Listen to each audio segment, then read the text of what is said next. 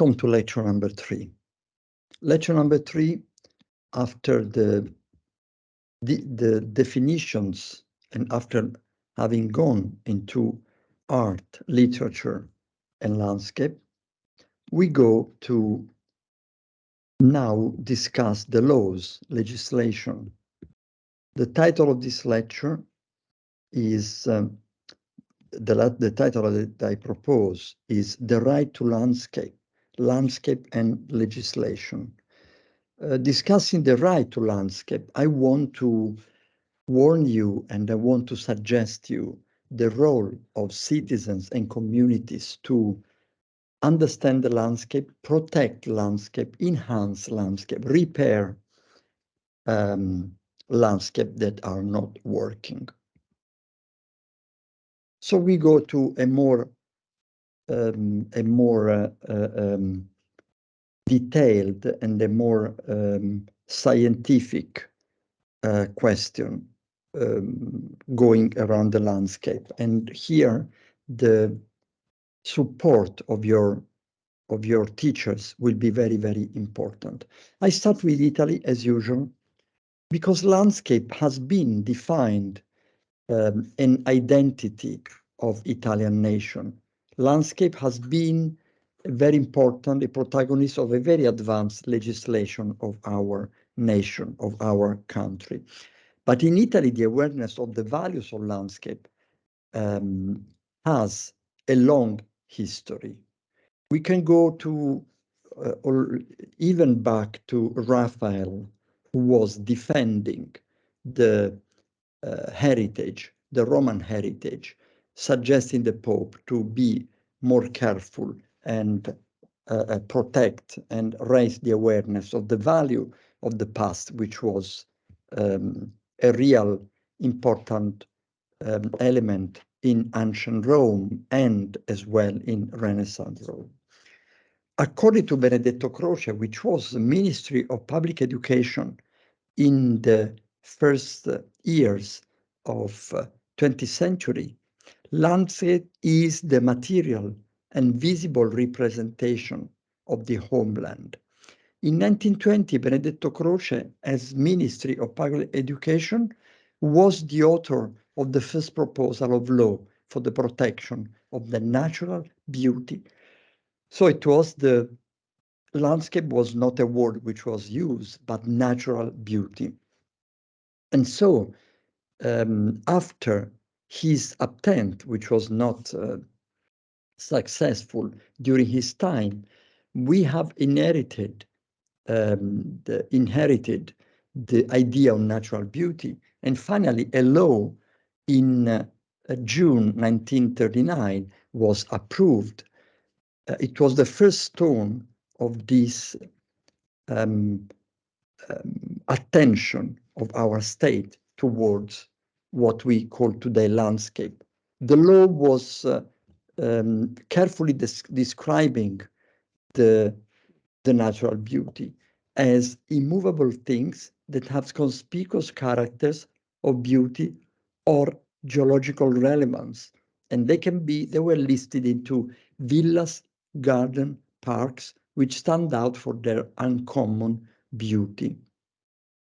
Also, the panoramic beauties considers as natural frameworks, and likewise those point of view or belvedere accessible to the public from which one can enjoy the spectacle of those beauties. Even if today we can think that they are very ingenuous, these words that were used, this was a relevant, a very important starting point. From this, our nation, when the kingdom was changed into a republic after the war, we have in the Constitution of Italian Republic, Article 9, which is among the big basement stones of our republic. Article 9 is very modern and still very important and influential for the protection of heritage. The Republic, I quote, promotes the enhancing of culture, and scientific and technical research. The second point of Article 9 is the Republic protects the landscape and the historical and artistic heritage of the nation.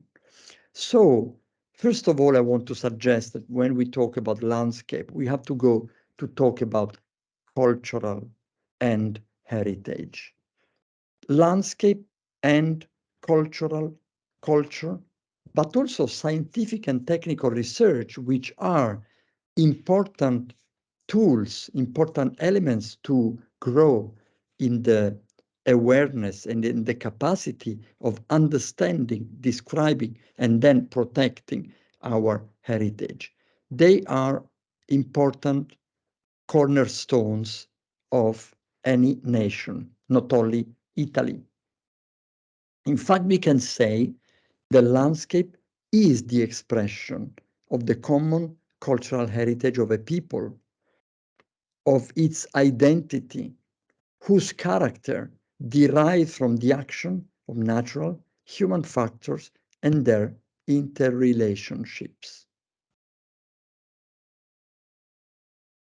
So the voice of citizens, the voice of communities becomes, it raises from the post-war to today. Why? Because the second World War has brought to Europe wide, dramatic destructions. And this destruction were the birth to the awareness of every nation of the loss of identity. This was a sudden discovery. Bombs and mines destroying European cities in their hearts, full of monuments, full of heritage, full of identity, full of elements which were linked to the history of these places. This brought to the birth or the evolution of some non-governmental institutions for the defense of culture. So institutions gathering experts were not under the control of governments, were the way to change the war into peace, and culture became the defender of peace as well. So we have in 1945 UNESCO, and then ICOM, and then ICROM, and in Italy, Italia Nostra. UNESCO is the United Nations Educational, Scientific and Cultural Organization, established in London in November 45. Julian Huxley, a zoologist, philosopher, educator, and writer, has been its first director general from 46 to 48. I want to quote the important address that Huxley gave at the time of its his election, explaining what is the purpose and what is the philosophy of the United Nations Educational, Scientific and Cultural Organization. I quote, "The word culture too is used broadly in our title. First of all, it embraces creative art, including literature and architecture, as well as music and the dance, painting, and the other visual arts. And once more, the application of art in the form of decoration, industrial design, certain aspects of town planning and landscaping, and so forth. Then it can be used in the sense of cultivation of the mind directed towards the development of its interests and faculties, acquaintance with the artistic and intellectual achievements, both of our own and of past ages, some knowledge of history, some familiarity with ideas and the handling of ideas, a certain capacity for good judgment, critical sense, and independent thinking. In this sphere, we can speak of a high or a low level of culture in a community. And finally, it can be employed in the broadest sense of all, the anthropological or sociological one, as denoting the entire material and mental apparatus characteristic of a particular society. So we can see how culture is used as an important philosophical tool, scientific tool to keep peace and to keep peace through the protection of tangible, intangible heritage of all the world. After UNESCO, immediately comes the changing, the evolution of an institution which was named International Council of Museums, which was changed in 1946 into International Office for Museums.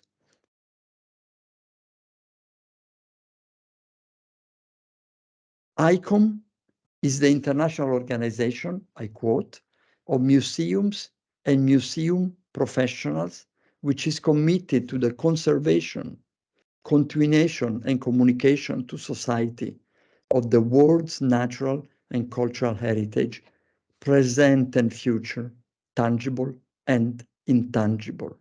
ICOM establishes professional and ethical standards for museum activities, makes recommendations on such issues, promotes training, advances knowledge, and raises public cultural awareness through global network and cooperation programs. So this International Council of Museums was also a parallel important institution aimed or focused into a special institution, which is museum to preserve item, artistic and valuable items. ICOM and UNESCO have played continuously together to shape and to design the route, the red route towards a real modernity in the idea of protecting heritage. A few years later, from the success of this institution, a new institution was established. And this was based in Rome. Is ICROM, the International Center for the Study and the Preservation and Restoration of Cultural Property. ICROM, even if it's based in Rome, is international, very spread all over the world as an intergovernmental organization aimed at serve its member states to promote the conservation of all forms of cultural heritage in every region of the world. It operates in the spirit of the 2001 UNESCO Universal Declaration on Cultural Diversity, which is a new step recently acquired, 22 years ago. The UNESCO Universal Declaration on Cultural Diversity states that respect for the diversity of culture, tolerance, dialogue, and cooperation in a climate of mutual trust and understanding are among the best guarantees of international peace and security. UNESCO, ICOM, ICROM, they play today or still as the most influential institutions. And they are important institutions for the education of specialists, for training specialists that then go to protect also disasters, heritage in disaster, like earthquake or war areas. In Italy, in 1955, to defend our country against continuous danger of demolition or alteration of historic town and heritage in Milan, in Rome, in Naples, in Venice, and also in smaller cities, was born according to the Article 9 of Italian Constitution that we have already quoted. So Italia Nostra is the National Association for the Protection of Artistic and Natural Heritage of the nation, according to Article 8. I want to show you a pamphlet that Italia Nostra was displaying to protect heritage. We have discussed Siena. We have shown a painting, a fresco on Siena in the previous lecture, and we see here an aerial view of Il Campo, the main square of Siena, one of the most famous monuments of urban landscape of the world. This takes the cover of a strong pamphlet by Italia Nostra, spread internationally, which is named Art and Landscape of Italy, Too Late to be Saved. And in the pages of this pamphlet, we can see Florence Cathedral in a photography, which is displaying the town shape. This is very important to understand how monuments are not the only heritage to protect. Florence Cathedral is nothing if it is deprived of the urban landscape that surrounds it. Landscape, urban landscape, and any landscape is the result of a layered culture, a layered superposition of elements in the centuries. And so to destroy part of this, it's a very big damage. And this is what also Italia Nostra was criticizing. Historical hill towns destroyed by a new construction, too dense, too violent, not anymore respecting the expression of the territory, and causing so dramatic changes also in the society. This is a wrong townscape, a wrong urban landscape that we should understand in our description. And these two beautiful aerial views taken from the archive of Italia Nostra are depicting the beauty of central Rome with Pantheon, with Piazza Navona, and many other monuments. And then we see in this other picture the destruction of the imperial fora in Rome to design and build this Via dei Fori Imperiali to connect the power, Piazza Venezia, with the monumental image of Colosseum. This was a big damage which was criticized, and today we are trying to recover, to eliminate this road and make the old heritage rising again. And then, just to show you how wide was this pamphlet by Italia Nostra, it is also talking about landscape, about the protection of the planet Earth. Urban landscape and the destruction of landscape, as I was already saying in picture before.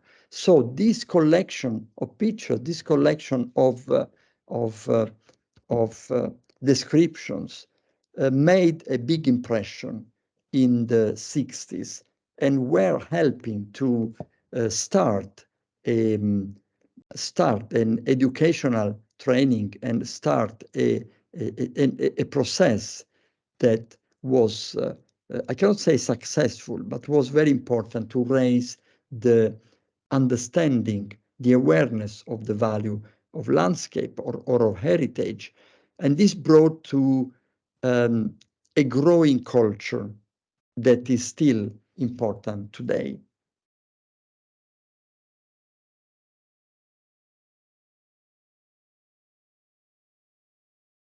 We go back to one sentence that I was saying at the beginning, is the title of our series of lectures.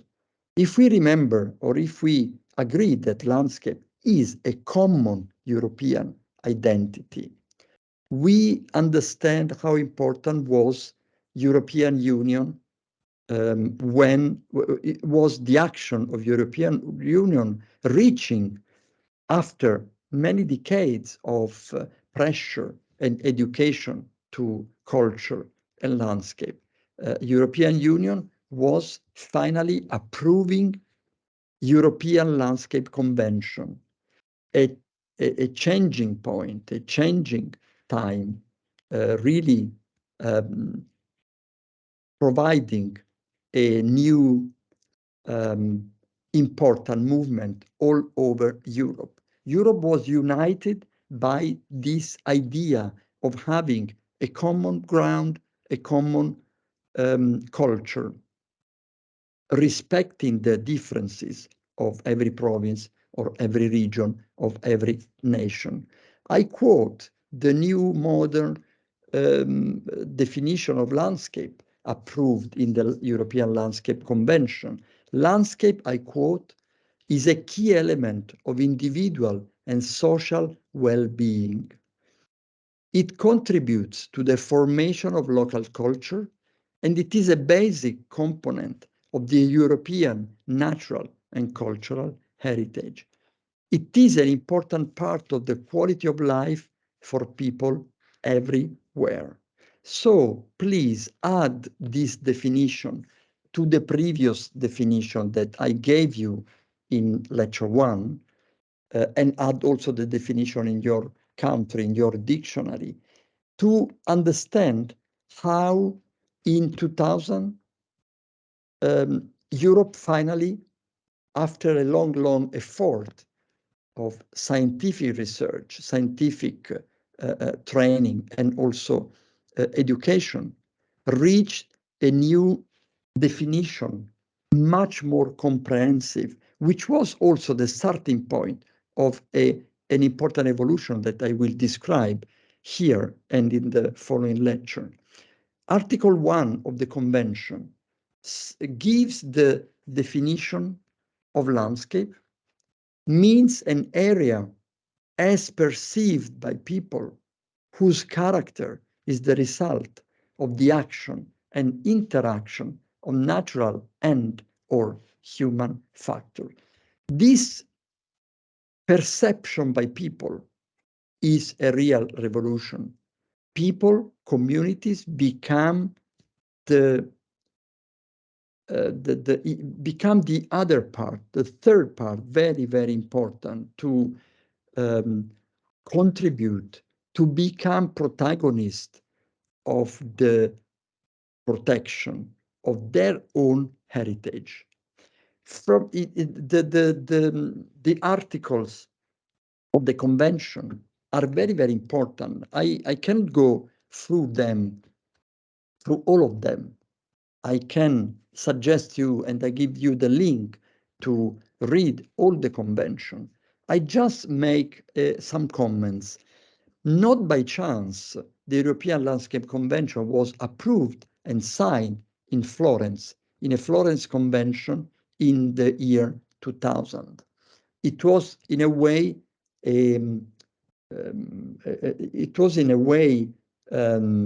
a connection to the long heritage of Italy in its capacity of protecting landscape and heritage.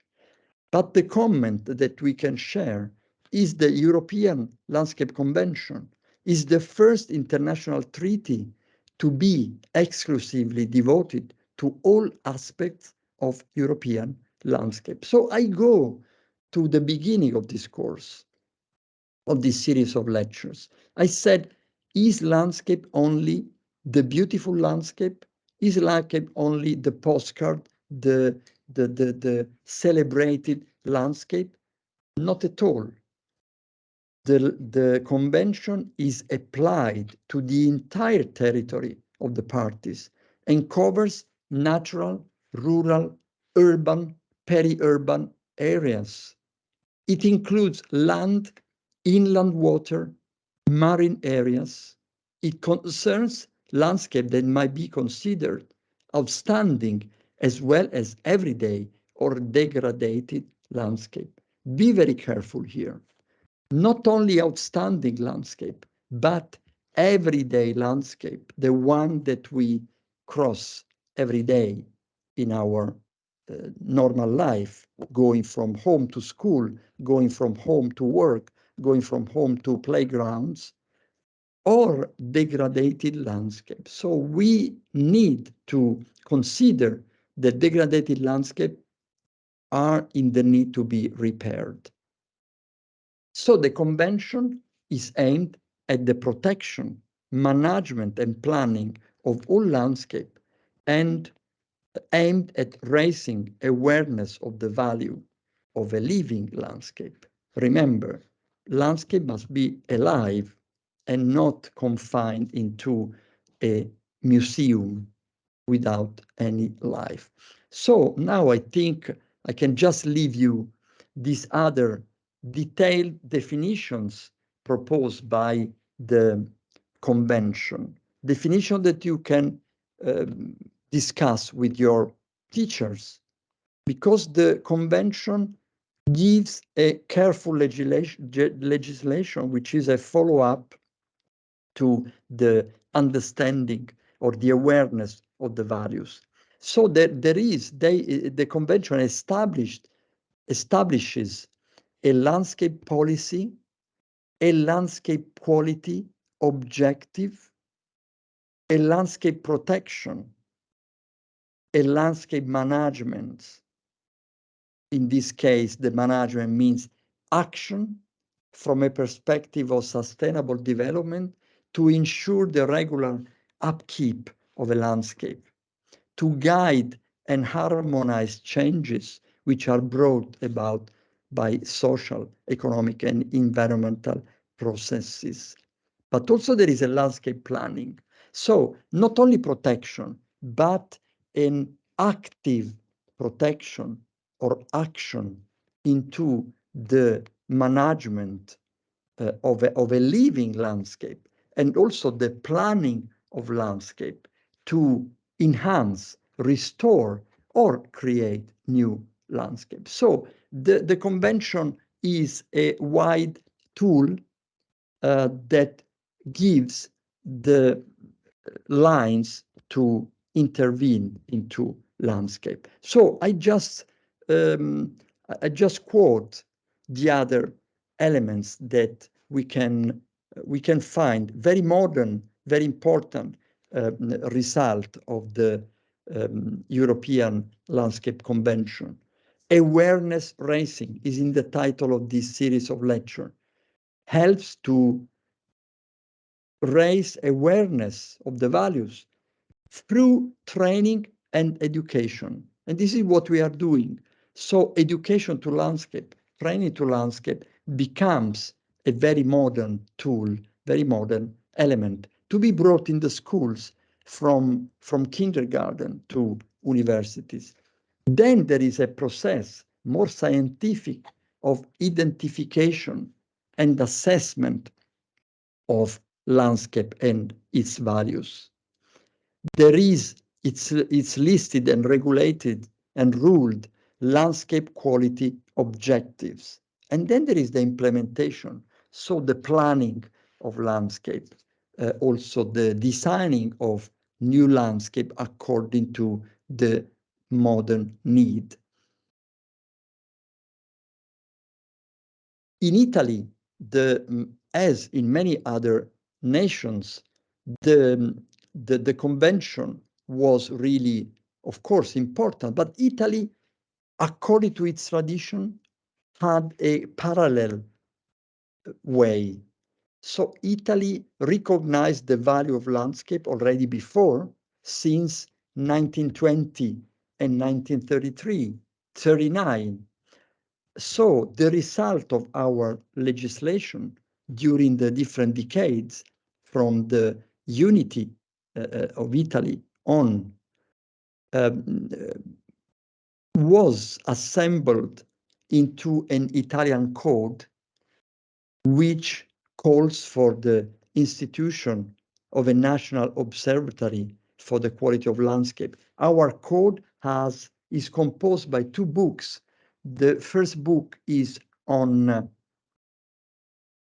cultural heritage. The second book is on landscape. So landscape is a very important part of our legislation for the protection of heritage. The National Observatory for the Quality of Landscape was a revolutionary institution according to what our code, and I quote it in Italian, Codice dei beni culturali, cultural heritage and landscape. The National Observatory has a very clear aim: promoting research, analysis, and proposals for a policy for the conservation and enhancement of landscape. And the code establishes a cooperation between the Ministry of Culture and the regions. So the new planning, which is very, very complex, in fact, the new planning is made by the state and by the single regions. The observatory was, anyway, very important because it was spread to discuss with all the regions and went also to the citizens. I have still the privilege to sit in this observatory invited by Italia Nostra. And so I had a long, very interesting, um, um, very interesting experience into this very advanced um, um, institution. So the observatory was active from 2015 to 2014, and then renovated in the previous government in 2019. The first chair, I must quote, is Ilaria Borletti Buitoni, who was really very, very important, very, very full of energy and enthusiasm to establish and run for a few years this important observatory. The observatory promoted in its life, in its time, studies and analysis for formulating suitable proposals for the definition of policies for the protection and enhancement of Italian landscape. I'm not going anymore of any detail of this. I just want to open this observation, how from the long experience of laws, from the capacity of promoting awareness of the value of cultural heritage and landscape, came a very modern institution which started to work on education. And this is what we are interested in. So lecture 4 will be more in detail devoted to this question of education. And we will do it together, trying to discuss also the advantages, the potentials, and pass this experience to you to be spread in your culture, in your school,